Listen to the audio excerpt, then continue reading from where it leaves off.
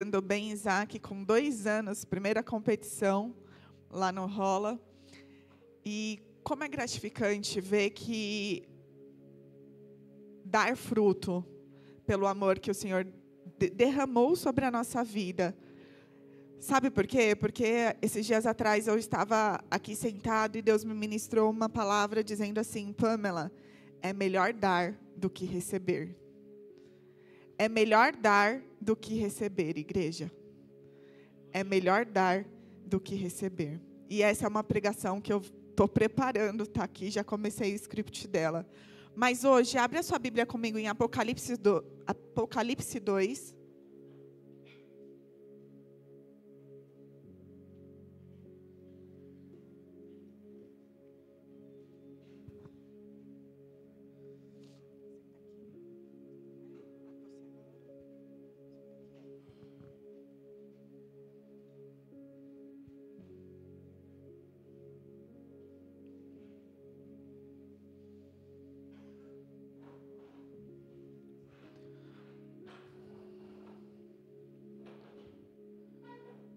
Apocalipse 2 diz assim: Ao anjo da igreja em Éfeso escreve: Estas coisas diz aquele que conserva na mão direita as 7 estrelas e que anda no meio dos 7 candeeiros de ouro.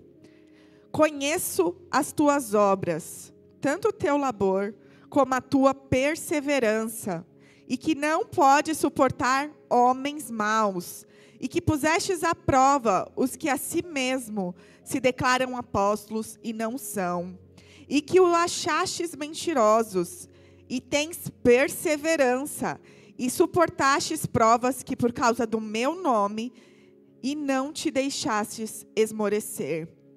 Tenho, porém, contra ti, que abandonaste o teu primeiro amor. Repete comigo.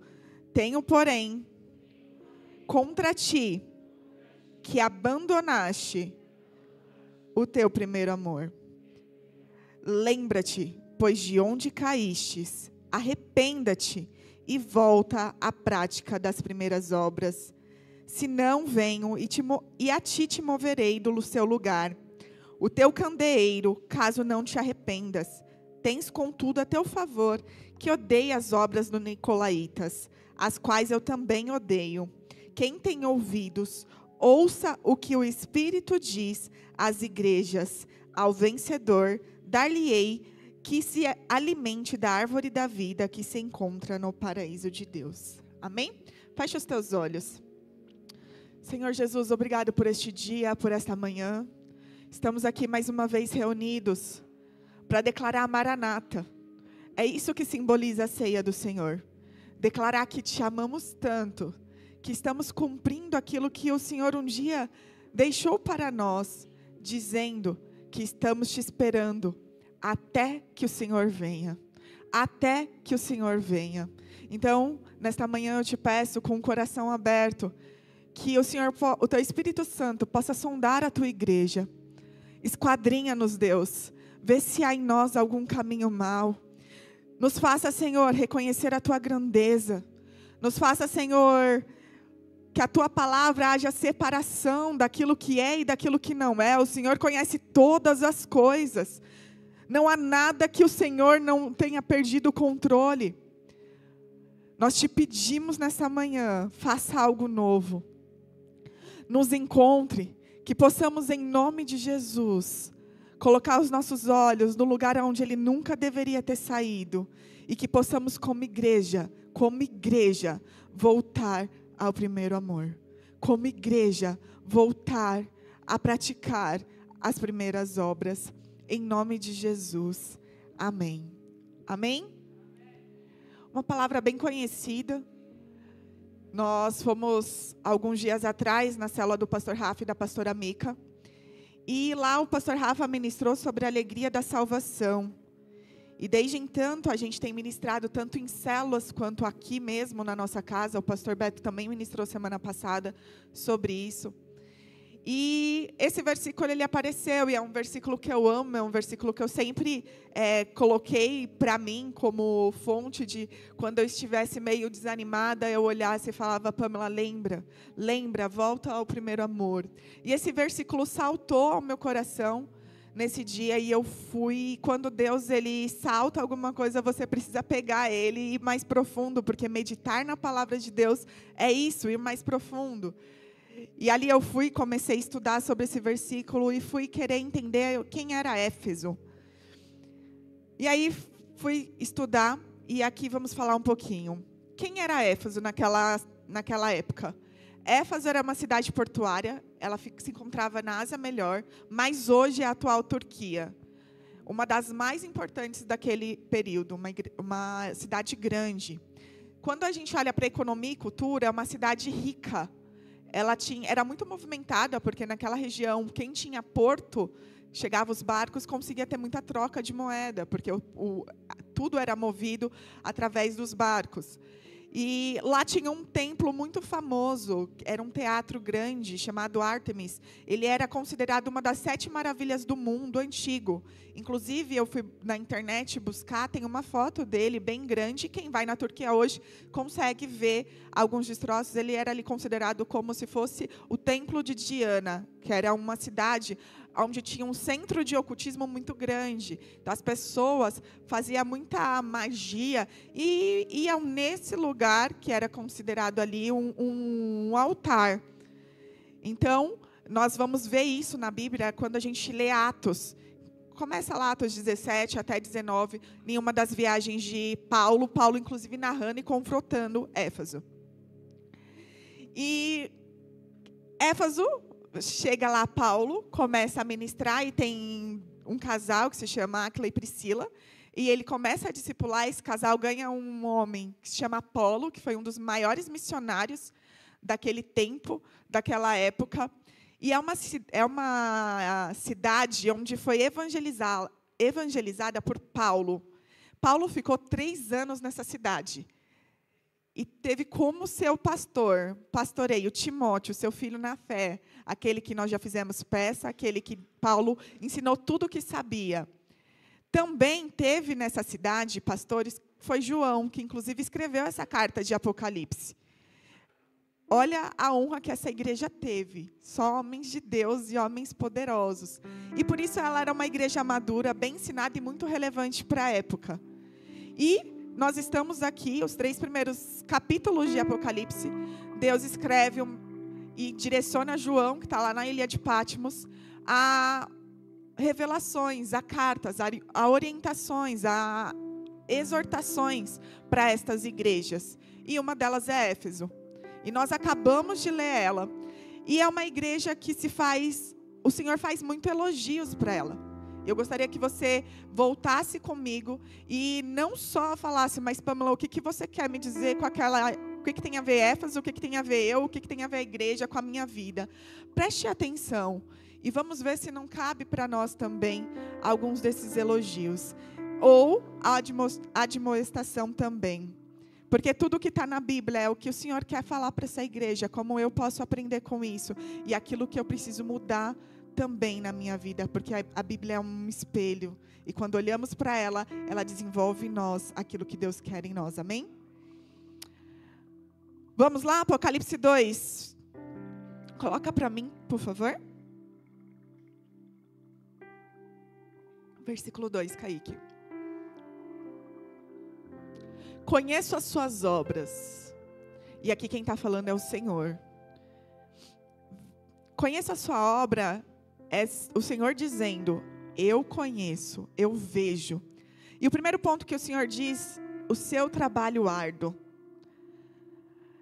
Ele está dizendo que ele conhece as obras daquela igreja, aquela igreja trabalha muito. E aquela igreja não é templos, tá? Não são. A igreja CIA não é o prédio. Ah, eu vou ali na igreja CIA. Onde é a igreja CIA? A igreja é aquela ali, na Mutinga, 2816. Não é isso.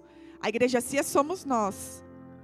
A igreja Cias é cada um aqui representado no seu ambiente, aonde você está, independentemente de estar. E quando nós nos unimos como corpo, nós estamos aqui para glorificar e exaltar ao Senhor. Amém?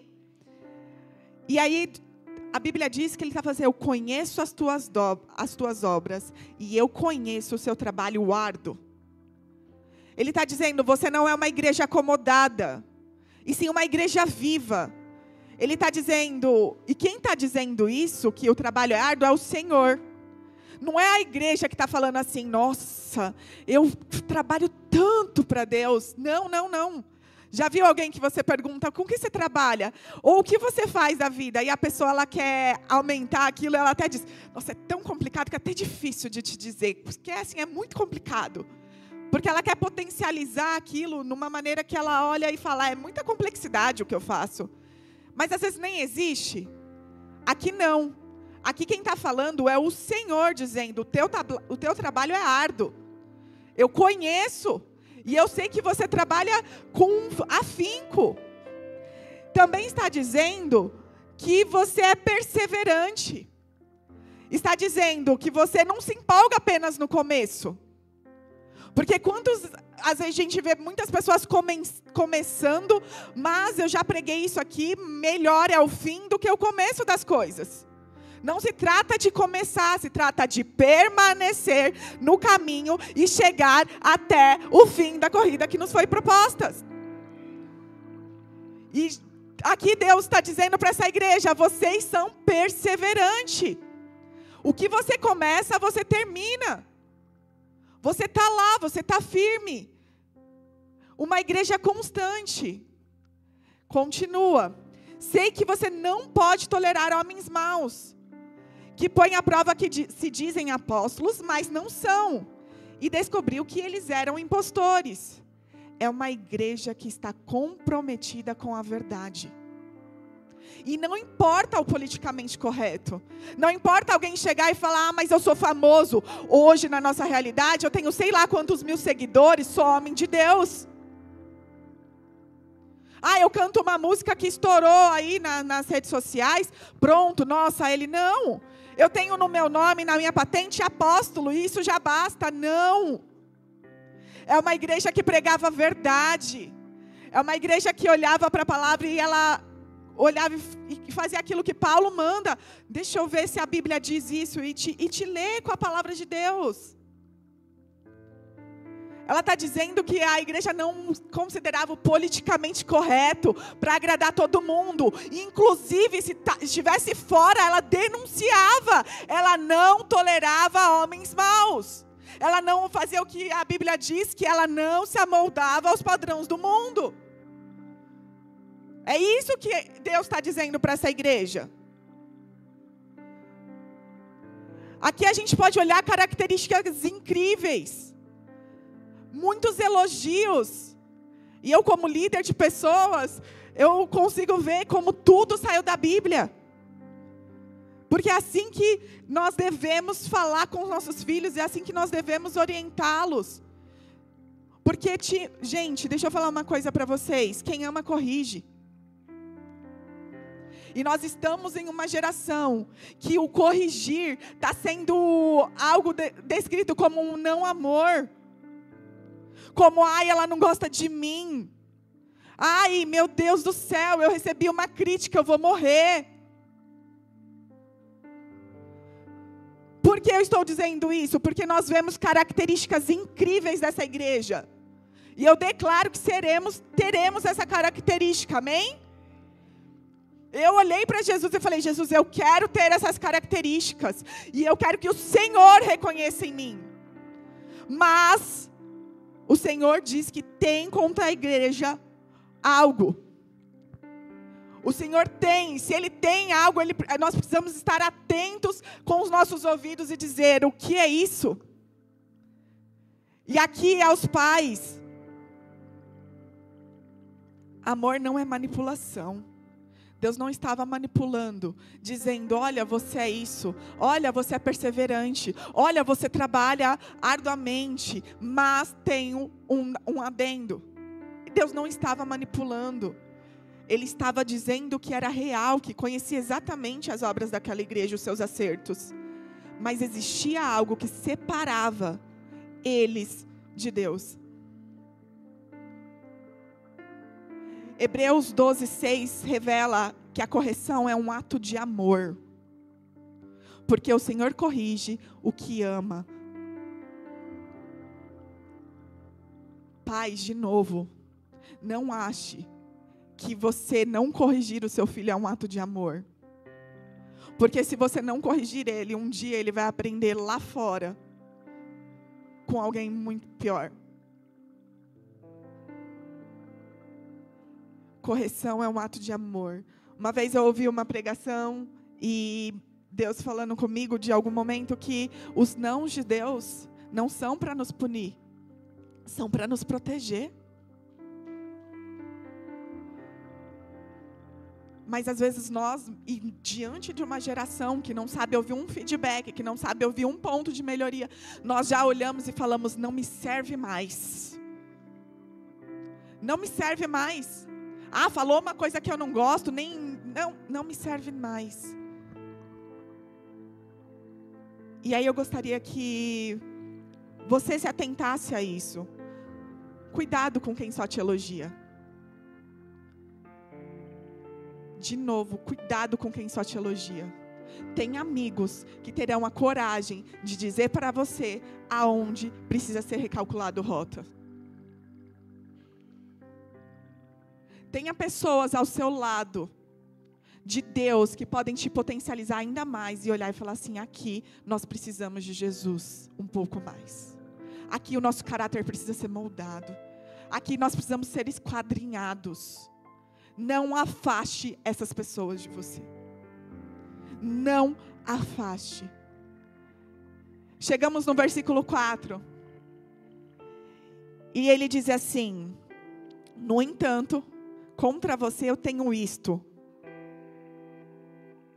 Repita comigo. Deixa eu ver se é essa versão. No entanto, contra você tenho isto. Vamos ler junto? O que ele tem? Você... Mais forte, pode ser mais bonito. Você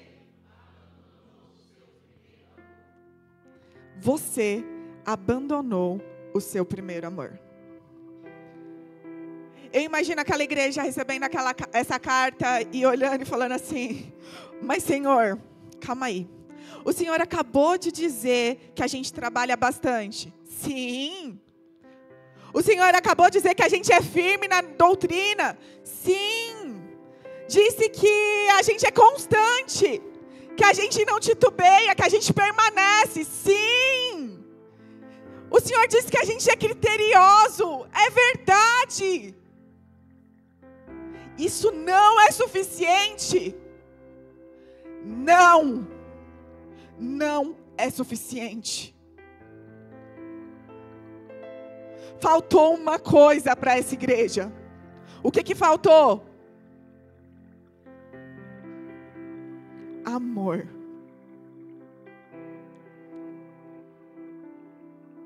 Às vezes nós estamos tão no automático. Estamos tão acostumados, porque fomos moldados nisso, que esquecemos de algo que para Deus é fundamental. É o fundamento. É o que sustenta todas as coisas, porque Ele é amor.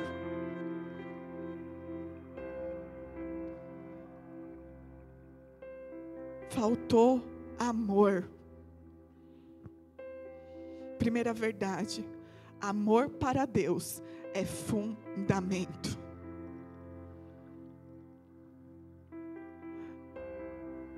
Ele poderia ter dito assim, vocês não me amam tanto assim, mas vocês fazem tudo certo.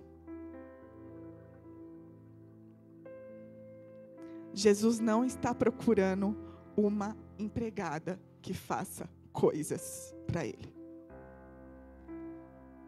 Jesus não está procurando alguém expert nele. Jesus não está precisando de um prestador de serviço. A relação que a Bíblia diz que o Senhor tem com a sua igreja é de noiva.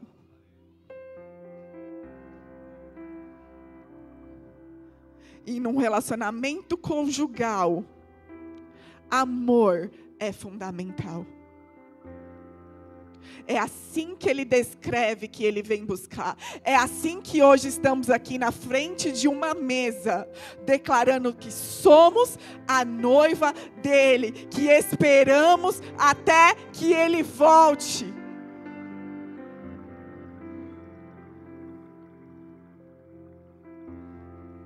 Imagina você casar com alguém e ele vai dizer assim: olha, Marçal, eu vou te sustentar. Eu vou ser o provedor.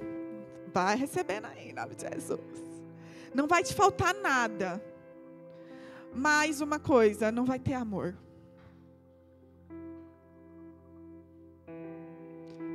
Imagina uma pessoa que vai chegar em você e dizer, uma mulher que vai chegar para o seu noivo e dizer, não, vai ter comida, casa, roupa lavada, passada. Eu vou cumprir todos os meus deveres, mas não espere de mim amor.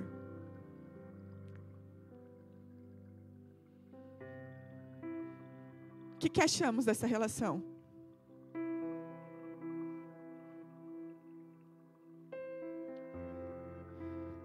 Estávamos no nosso momento de devocional com algumas das minhas meninas e fizemos um piquenique.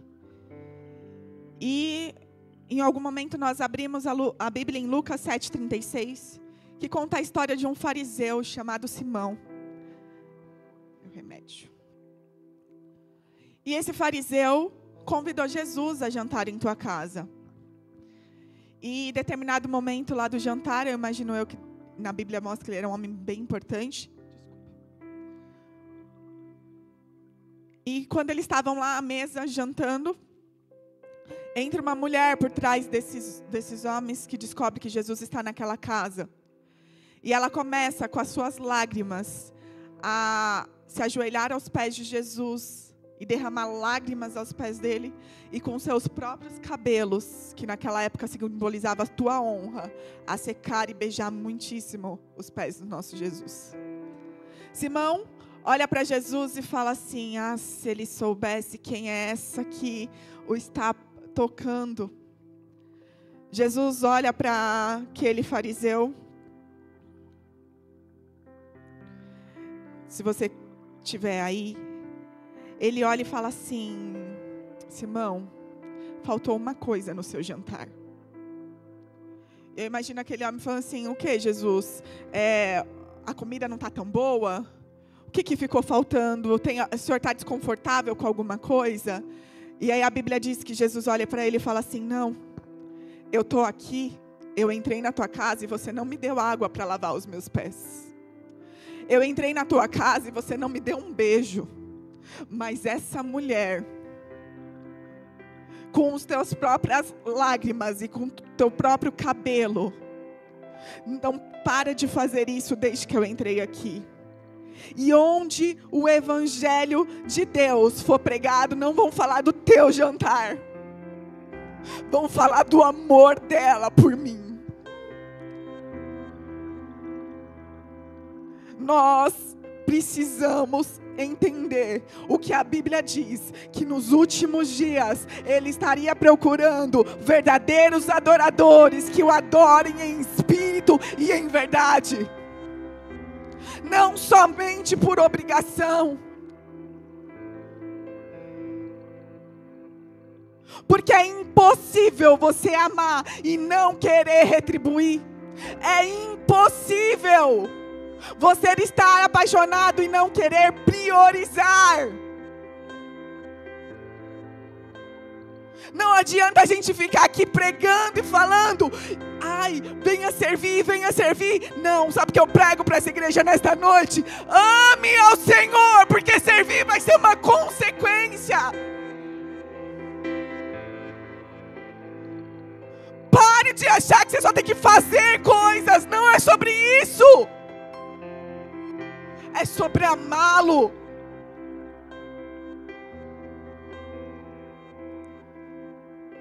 1 Coríntios 3:8 diz que profecias irão desaparecer. Ciência também. Mas vai lá no final, vai permanecer a fé, a esperança e o amor. E o amor é o maior deles. Amor é fundamental, igreja.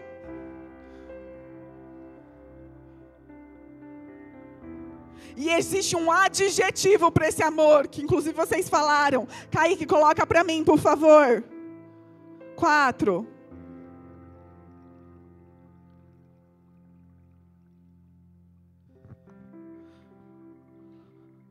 No entanto, contra você tenho isto, você abandonou o seu primeiro. E quantas vezes eu entendi que o primeiro era aquele paixãozinha que você tem no início. Que primeiro era aquele borboletas no estômago, que quando você está apaixonado por alguém. E o nosso Deus, Ele não é infantil. Sabe por quê? Quem ultrapassa a paixão e de fato se relaciona depois por amor, entende que aquilo lá no começo ele não se sustenta. Amor são decisões diárias que nós devemos inclusive se reencontrar conforme o caminhar. E aqui poderia ser inclusive uma outra ministração para casais. E em casa eu tenho vivido isso. Quantas vezes nós aqui, há 2 anos atrás, 1 ano e meio atrás, nós passamos por momentos que nós já não estávamos mais nos encontrando. E o pastor de vocês é um homem de Deus. A pastora também é uma mulher de Deus. Mas dentro de casa nós não estávamos nos achando.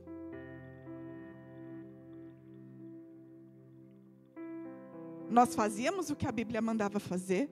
Nós estávamos ativamente na obra de Deus. Nós éramos perseverantes, até porque vamos fazer 15 anos, esse ano, 15 anos. Mas não tinha uma coisa que é o primeiro. Sabe o que é primeiro aqui para Jesus? Prioridade. Nós nos perdemos durante esse caminho.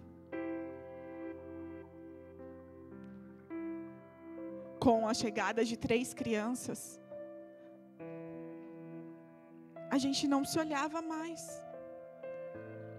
Às vezes o sonho dele era uma questão e o meu sonho era outra. Até que um dia alguém olhou para nós dois e falou: vocês estão olhando cada um para um lado. Casais, ouçam isso. A pessoa que você decidiu casar, que está aí do seu lado, ela é prioridade na tua vida. E não prioridade acima de Jesus. Mas o olhar com carinho e atenção.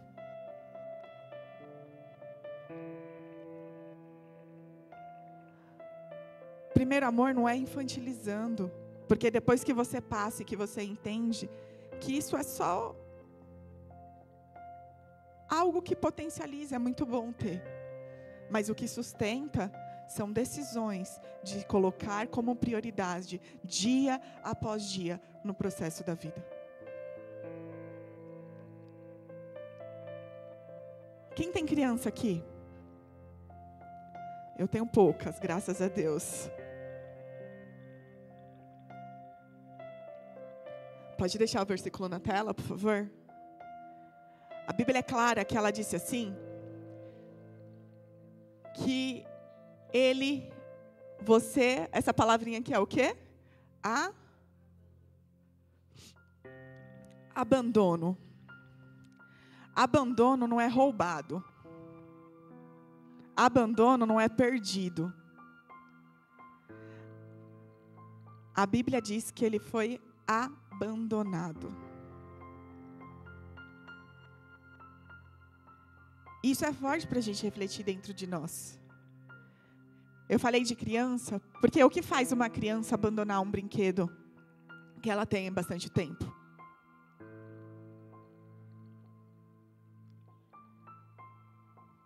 É ganhar outro.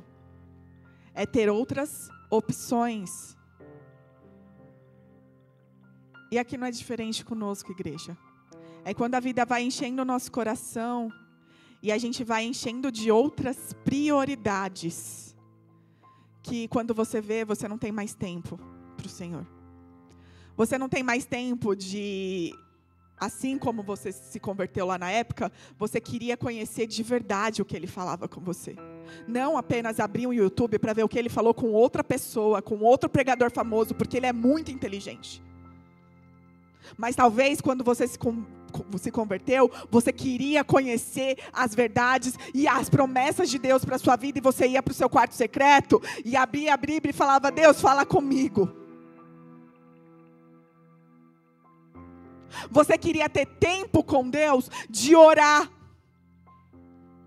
Quando eu me converti, era na época de CD. E eu me converti e não sabia que CD falso era pirata, era pecado. Fui na feira, desci a lista. Era penteca, viu? Fernanda Brum. Vamos. A única coisa que eu tinha na minha casa, que eu me lembro, que eu queria muito, e assim, né, quem aqui já conhece meu testemunho há mais tempo, mas não vou voltar nele, mas eu tinha algo, pelo menos alguma coisa que era meu na minha casa, que era um sonzinho. E eu colocava lá o CD da Fernanda Brum e ficava: dai-me filhos, senão morro. Aí, ó, tá explicado. Ó, veio agora, lembrei agora.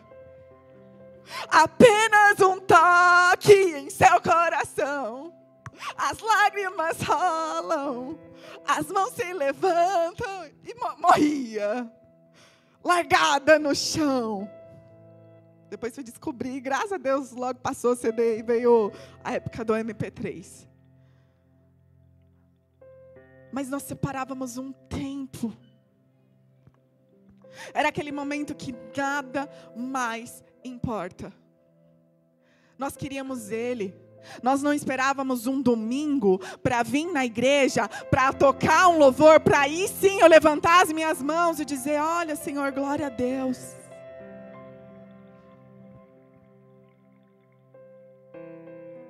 É em todo tempo, igreja. É onde você estiver, que seu coração esteja conectado a Ele. Que não precise. A gente acha tempo para assistir série. A gente acha tempo para assistir novela. Eu não, mas meus filhos, meu marido gosta de uma... Como que é o nome da novela? Carrossel. A gente acha tempo.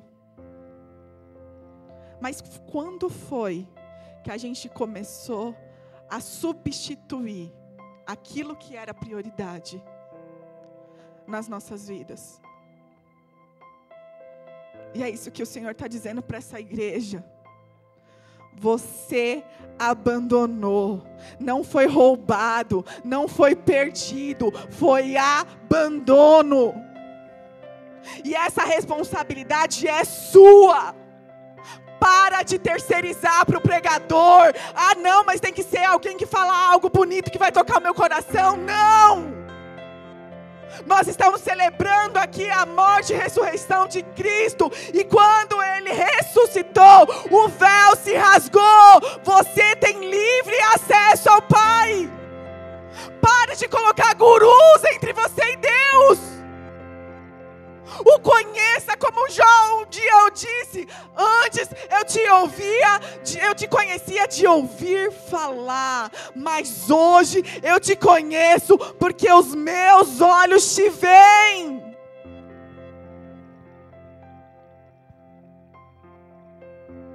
Deus quer filhos que o amem verdadeiramente, que o busquem, que o priorizem. E Ele disse para essa igreja: você abandonou. Mas o nosso Deus, Ele é um Deus maravilhoso. E Ele já vem. E eu vou te ajudar. Versículo 5. Lembre-se de onde caiu. Lembre-se. Jesus começa o versículo 2 dizendo: eu conheço as tuas obras. E aqui ele diz assim: lembre-se. Jesus conhece, mas ele está dizendo: você também conhece aonde você começou a deixar o primeiro amor para lá. Aonde ele não era mais prioridade. E ele está dizendo: puxa aí na memória.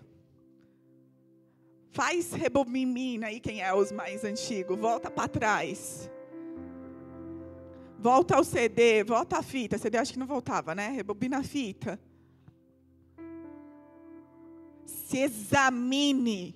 Foi isso que Paulo disse antes de ministrar a ceia. Examine-se o homem a si mesmo.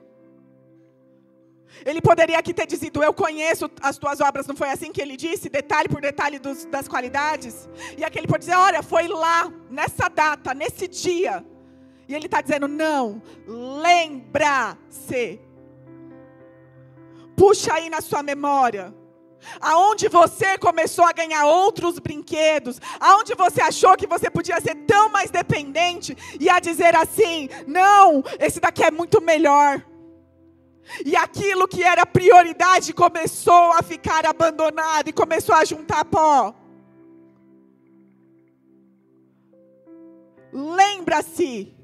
Porque para nós, como igreja religiosa, nós olhamos e falamos que alguém caiu quando existe um pecado que muitas vezes nós conseguimos mensurar, não é isso? O irmãozinho lá caiu, o que foi? Talvez traiu a mulher, traiu não sei o que, ou enfim. Mas olha o que Jesus chama de queda. Versículo 5. Lembra-se de onde caiu. Jesus chama de queda o abandono do amor por Ele. E nós muitas vezes olhamos e falamos: não, é aquela irmã ali que caiu e por isso que ela está.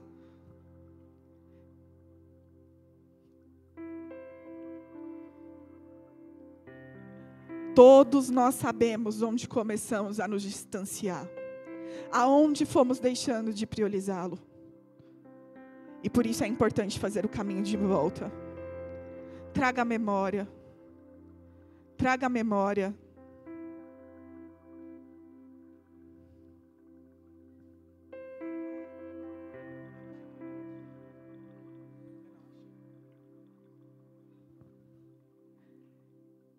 Examine-se a si mesmo. Hoje é dia de ceia. O que para nós pode ser só um esfriamento, para Deus Ele chama de queda. As pessoas podem até achar que nos conhecem, mas seu relacionamento com Deus e você, só você conhece. E é Ele que está falando para você fazer uma análise. É Ele que está falando para você olhar para o seu coração e dizer onde você começou a me substituir no trono do seu coração. Se você tiver coragem, você vai encontrar. Igreja, às vezes nós estamos olhando para esse versículo e dizendo assim: não, agora é porque eu sou mais maduro. Agora é porque eu levei o meu nível de espiritualidade para outro nível. Eu não preciso de Deus assim. Eu posso pegar um culto na minha casa. Eu posso falar com Ele uma vez na semana e está tudo bem. Eu sou independente agora. E às vezes nós podemos considerar bobeira o que o nosso Deus considera queda.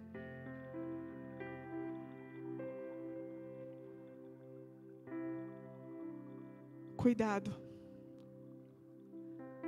Deus chama de queda o esfriamento, o esvaziamento dele, da prioridade dele na nossa vida.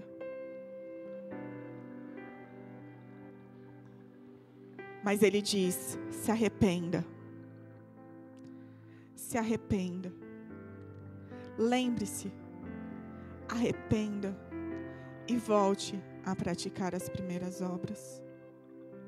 Abra comigo Atos 19, 17, por favor.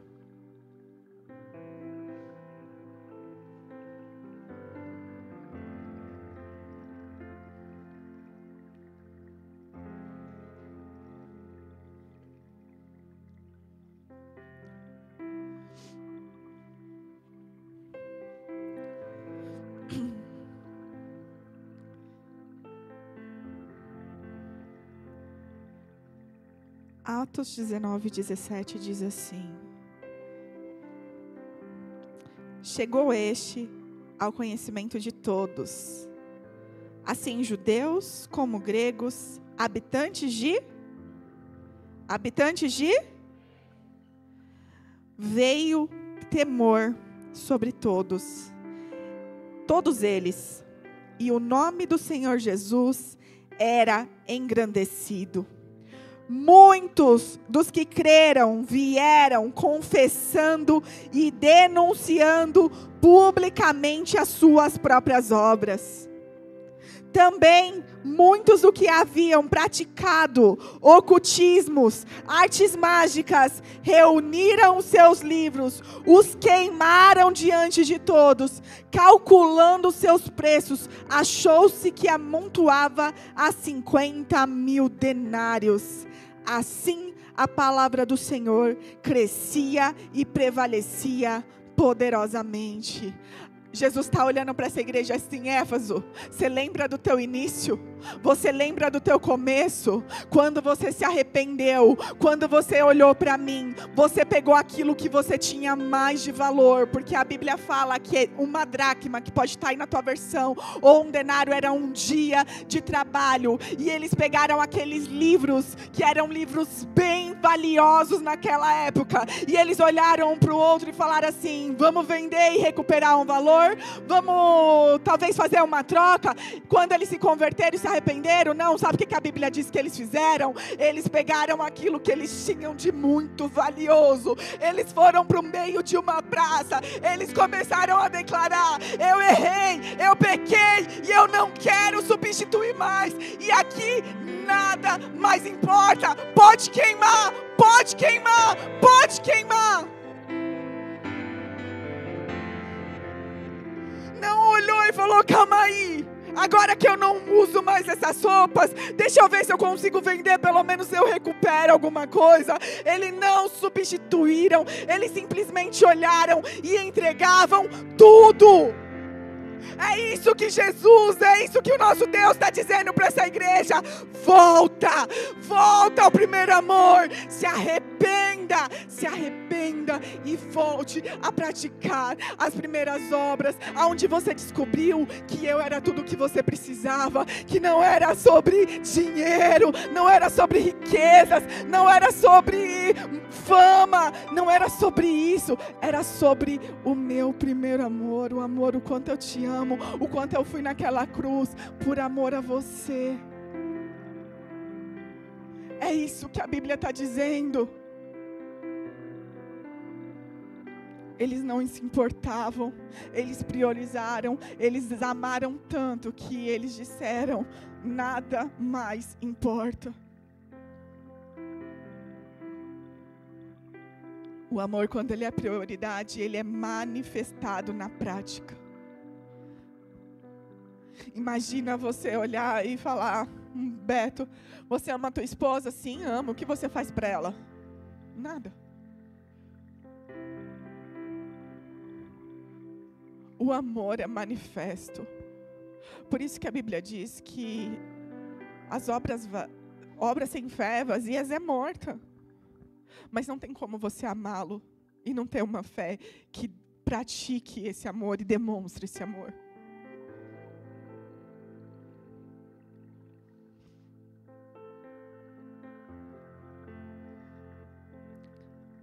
Noite de ceia.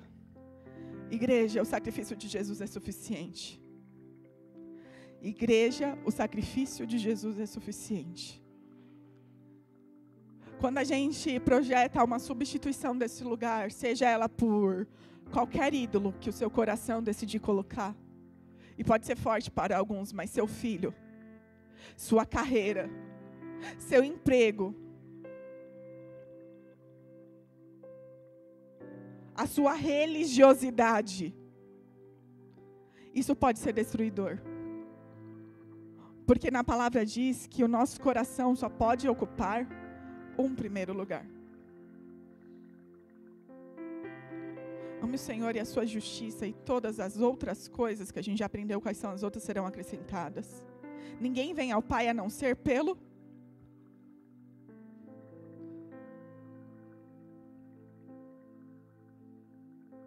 Na palavra de Deus diz que não tem como você amar dois senhores. Porque ou você vai desagradar um e amar outro mais. Não tem como servir a Deus e servir a Mamon. Mamon é dinheiro. Por isso que na Bíblia é tão claro que um rico vai ter muita dificuldade de entrar no reino dos céus. Porque é onde está a confiança, a dependência dele. Porque o jovem rico, a mesma coisa do que a gente acabou de aprender aqui. Ele fazia, ele era ativista, ele cumpria. Mas Jesus o amou, é assim que diz a palavra, Jesus o amou. E disse para ele assim, só te falta uma coisa. Vai lá, vende tudo e descubra que nada mais importa. Me segue. E a Bíblia diz que ele ficou tão triste. Abaixou a cabeça e foi embora. Porque aquilo não era prioridade para ele.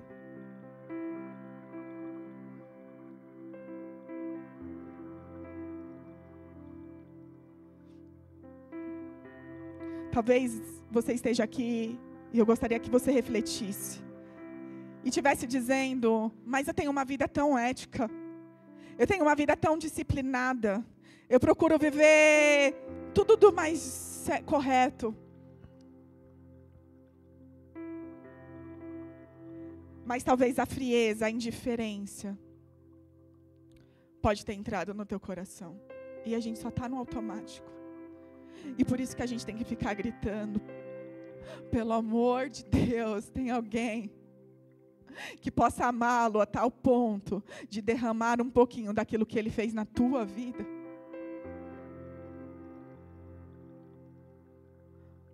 Os discípulos de Jesus estavam numa briga e perguntando qual era o maior mandamento. E o que a palavra de Deus diz? Em Mateus 22:36. Amarás ao Senhor teu Deus de todo o teu coração, de toda a tua alma e de todo o teu entendimento, e o teu próximo como a ti mesmo. É escrever nas tábuas do nosso coração. Amá-lo e demonstrá-lo como amor. Amá-lo e demonstrá-lo como amor. Pedro pisou na bola, não pisou? Pedro negou Jesus ou não negou? Fugiu, não fugiu? Mas quando Jesus encontrou ele após a ressurreição, ele faz apenas uma pergunta, repetida 3 vezes. Qual é a pergunta que Jesus faz a Pedro? Pedro, tu me amas? Pedro, tu me amas? Pedro, tu me amas? Porque se você me amar, o restante é restaurado. Porque se você me amar, impossível você não se importar com aqueles que precisam me conhecer. Então, por isso, Pedro, apacenta as minhas ovelhas. Apacenta as minhas ovelhas. De novo, estamos diante da mesa do Senhor. É o corpo dele. É aquele amor que eu não consigo descrever, mas eu consigo viver. Eu consigo desfrutar, eu consigo ser alvo da graça desse amor. E nessa noite eu vou te pedir para você fechar os teus olhos. Nessa manhã, né? Noite não. primeira vez que eu prego de manhã. E por que eu coloquei nessa noite? Porque ontem eu fiz à noite, de madrugada, essa pregação. Louvor, se você puder vir aqui.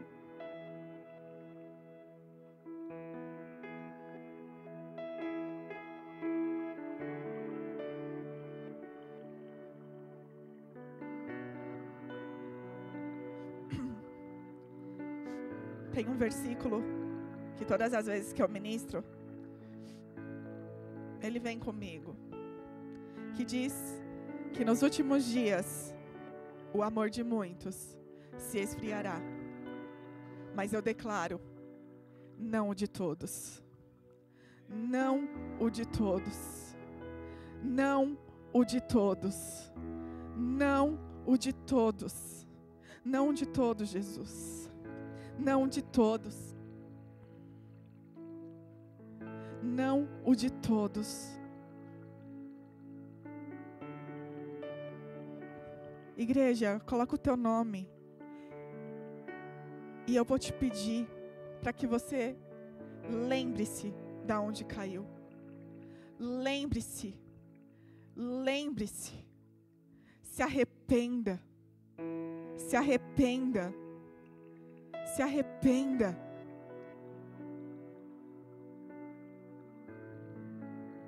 Saia do automático. Dê nome aos seus pecados.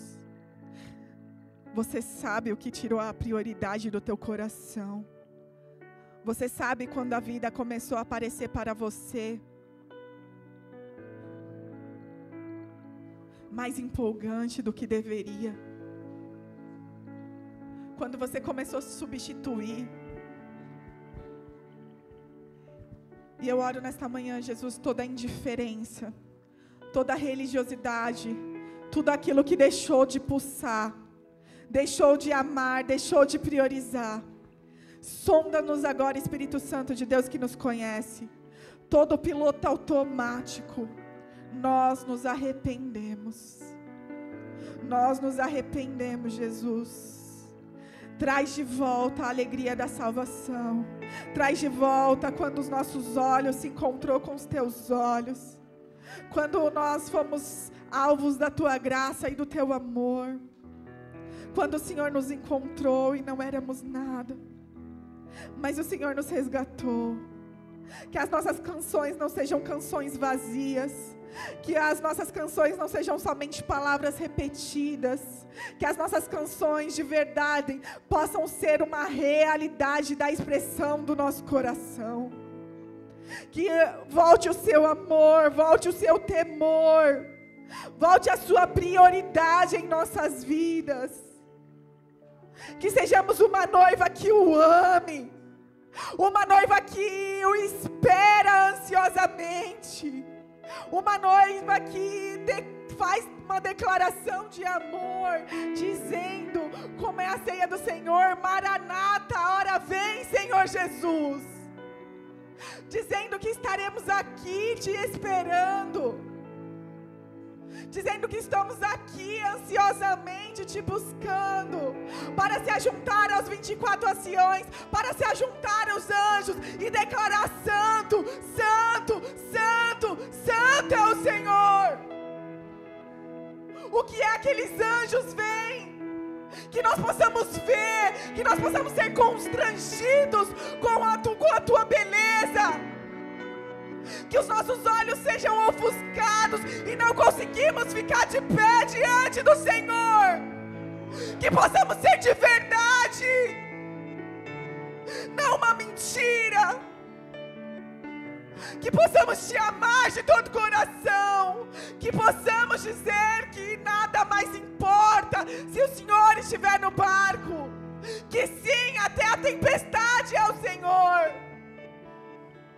Que sabemos viver com plenitude, na abundância, mas também quando houver a falta, porque a única coisa que não pode faltar é a tua presença.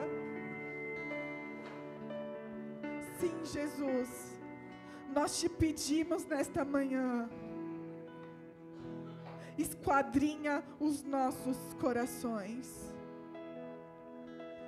Que a tua igreja possa voltar ao primeiro amor.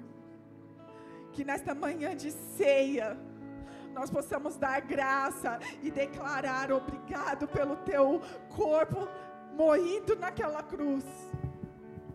Obrigado pelo teu sangue precioso derramado sobre nossas vidas, que hoje pode nos dar salvação, hoje pode nos dar cura, hoje pode nos dar libertação, e libertação muitas vezes de nós mesmos. Em nome de Jesus. Fique de pé, por favor.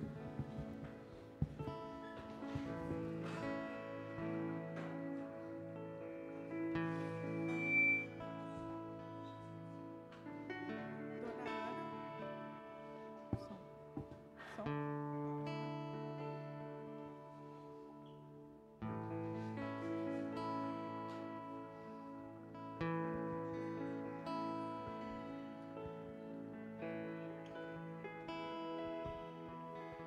Som.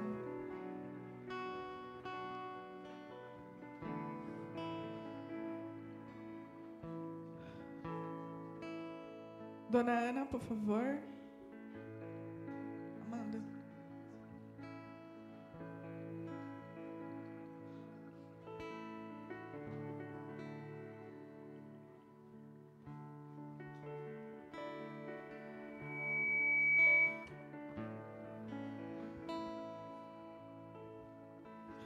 O pastor sempre dá um nome para uma ceia, para a ceia.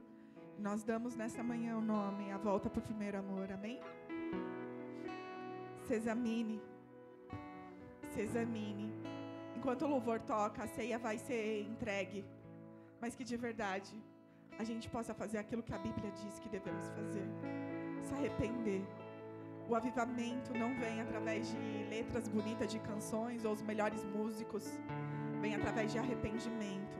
E na palavra de Deus diz, onde estiverem 2 ou 3 reunidos em meu nome, ali Ele está. Hoje nós podemos experimentar o maior avivamento que Jesus já fez em nosso meio. Se o seu coração de fato estiver voltado para Ele. Ele busca verdadeiros adoradores que adorem o Pai em espírito e em verdade. Faça um esquadrinho dentro do teu coração, e essa palavra não é para emocionar. Essa palavra de fato é para nos fazer analisar. Mas que na tua casa ela faça efeito. Que a tua sede, a tua fome por Ele seja aumentada. Que em casa você não se sacie apenas com migalhas que caem da mesa. Que você possa de verdade buscá-lo. Que de verdade você possa se lembrar quando o amor, quando o amava de todo o coração. Em nome de Jesus.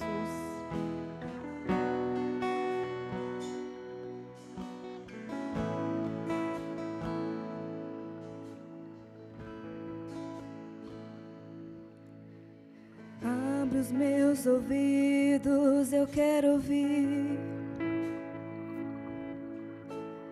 Abre os meus olhos, eu quero ver. Abre o meu